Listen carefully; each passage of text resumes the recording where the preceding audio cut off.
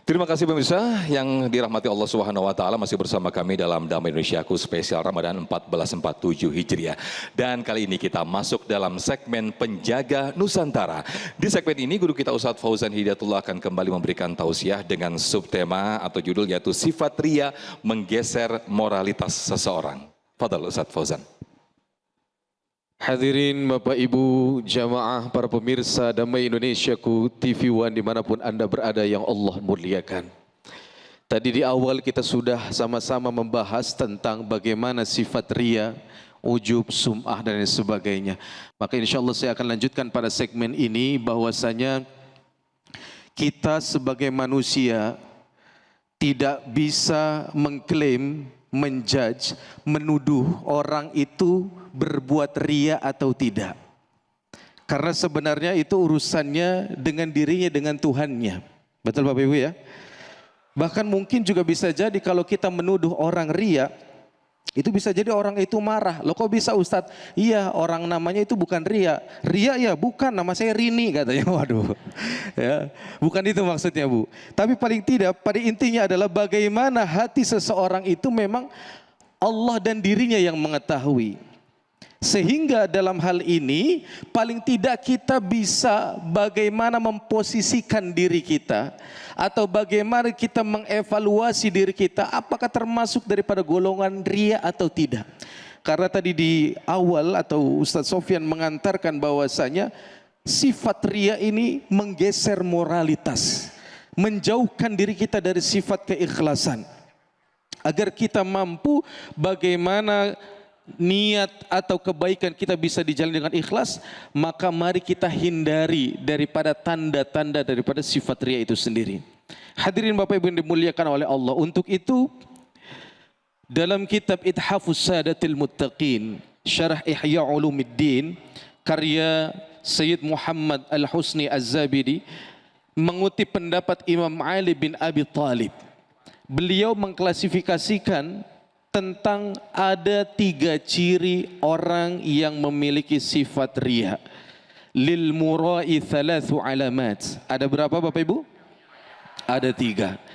Apa cirinya yang pertama? Cirinya yang pertama yaitu adalah yaksalu idza kana wahdah. Kalau lagi sendiri dia malas ibadahnya Bu. Salat dia ngebut salatnya. Bahkan saking ekspresnya, waduh luar biasa, bacaannya tidak diperhatikan. Lagi puasa, diem aja dia. Nggak ada yang ngelihat kan, puasa, kok diem aja. Tahu-tahu diem, habis kolak 2 mangkok. Wah, ada yang begitu ada.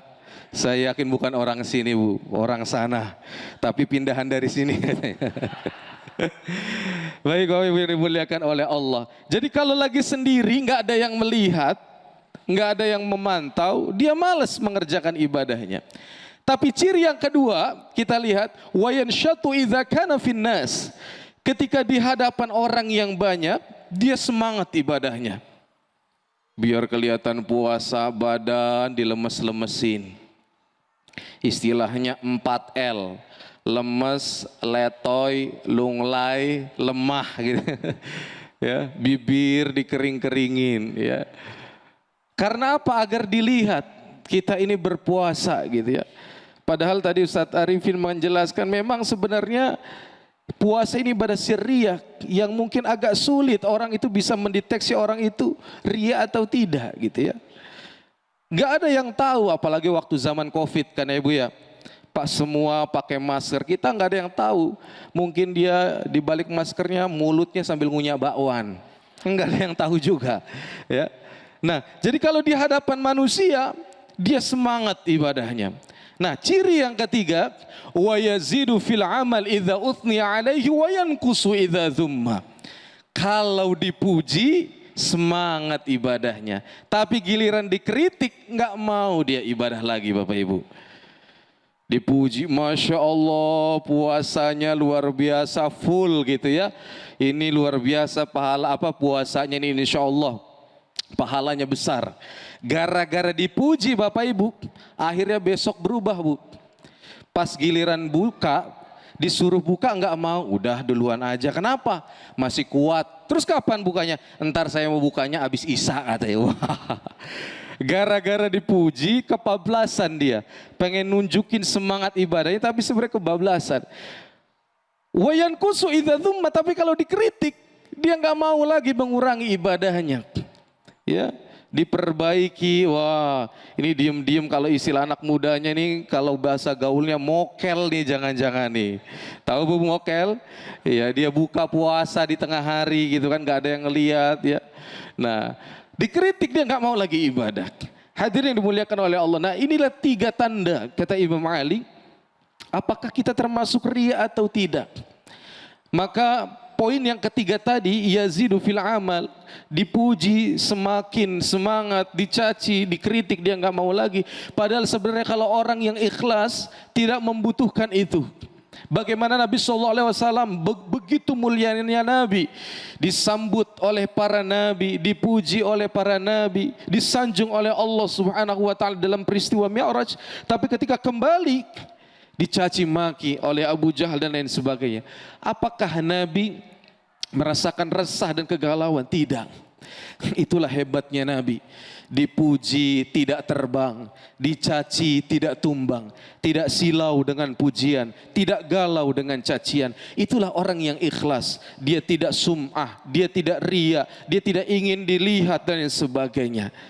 Maka hadirin Bapak Ibu yang dimuliakan oleh Allah, mari sama-sama kita perbaiki moral kita dari hati kita. Agar apa? Kebaikan kita ini bisa memberikan dampak yang positif. Sehingga Allah turunkan rahmat di negeri ini.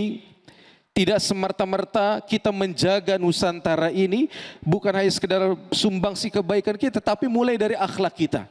Dengan demikian, perbuatan yang ikhlas, kita tidak hanya menjaga Nusantara ini, tapi juga bisa menjaga, melestarikan kebaikan dan memberikan dampak positif kepada orang-orang di sekitarnya. Karena naudzubillah, orang yang riya, orang yang sum'ah, apa balasan dari Allah? Kata Nabi, man samma'a samma'allahu bih, wa man yura'i yura'illahi bih.